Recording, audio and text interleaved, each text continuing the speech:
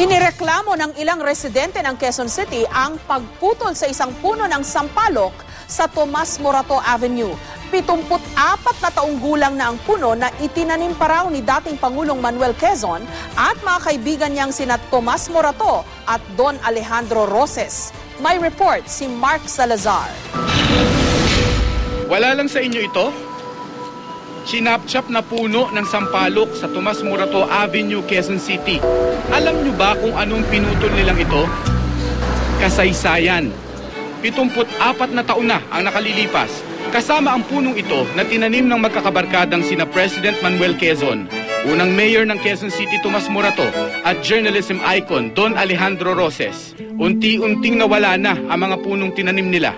Siyempre, I feel naman very bad, you know. I was about 5 years old at that time. It was here that the President Quezon used to spend his weekend, because my father and President Quezon were very, very close friends since childhood in Quezon Province. Para magkapatid yan eh. Alam nyo bang dating Sampaloc Avenue ang pangalan ng Tomas Morato Avenue? Nung araw, malinaw kung bakit. Punong-puno kasi ng sampalok ang gilid ng kalye. Ngayon, sa tapat na lang ng bahay ng pinakamatandang pamilya rito ang may puno ng sampalok, ang pamilya Morato. It is a one-man battle here in this avenue. I've been telling them because I preserved mine since 1938 in front of my building. Hindi alam ni Mang Renato kung saan nag-ugat ang kwento ng punong sampalok. Basta alam niyang matanda na itong dapat nire-respeto. Dapat hindi nagalawin yung mga ganung puno eh. Para may history na yan eh. Dahil sa mga ganung laking puno yan, dapat hindi na ginagalaw yan eh. Irerespeto na. Si Mang Alejandro mahigit 10 taon daw binigyan ng lilim ng punong ito sa kanyang paghahanap buhay. Yung mga driver dati sir, dito tumatambay eh.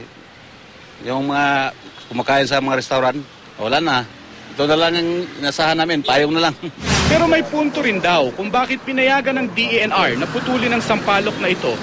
Yang butas na parang bulok sa gitna ng puno ang dahilan. The tree was defective and is posing danger to lives and properties in the area. May mga cavity along its trunks and the basal.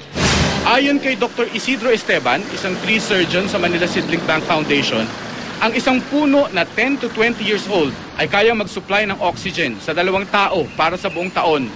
Humihigop ng polusyon gaya ng carbon dioxide hanggang 40 to 48 pounds kada taon.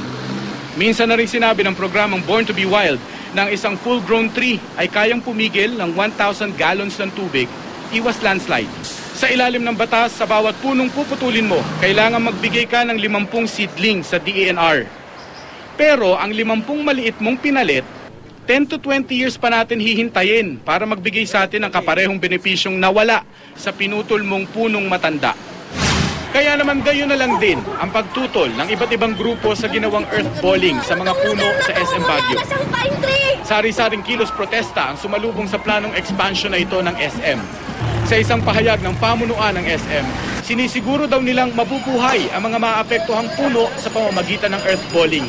Sa bawat isang pine tree ililipat, magtatanim din daw sila ng 50 kapalit nito. Mark Salazar, GMA News.